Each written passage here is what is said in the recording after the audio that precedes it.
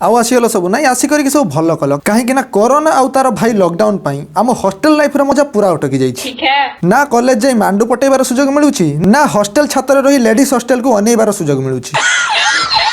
जीवन पूरा माटी धूली होगा बसिलानी कहीं घरे रही रही मांडू सह ठीक से कथा मध्य हेई हो नाही। सतरे कोरोना पूरा आम जीवन को चूना सहित पाउंस मध्य करि देलानी। हो तबे जहाँ तो चूना पाउंस हेलो हेलो सही खुशी रे मोर ई छोट चैनल टी सब्सक्राइब करी पाठशाला मेंबर टिके हुअंतु एवं चलंतु आरंभ करिबा ठाकुर को मुंडिया मारी। जय भद्रकाली सरकार, जय भद्रकाली।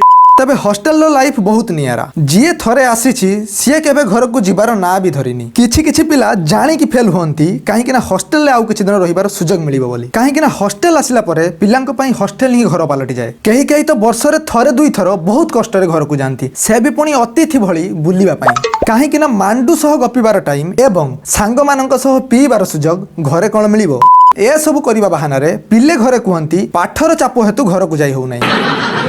किंतु पिला जे हॉस्टल रे खेल करूची से कथा कोन केही जानंती। आउ हॉस्टल रे खाइबा पई लाइन गाधेइबा पई लाइन हगिबा पई मध्य लाइन माने लाइन रे छिडा हबार एते अनुभव होई जाय जे लास्ट रे मांडू पटिया पई मध्य लाइन ले छिडा हबा को पड़े।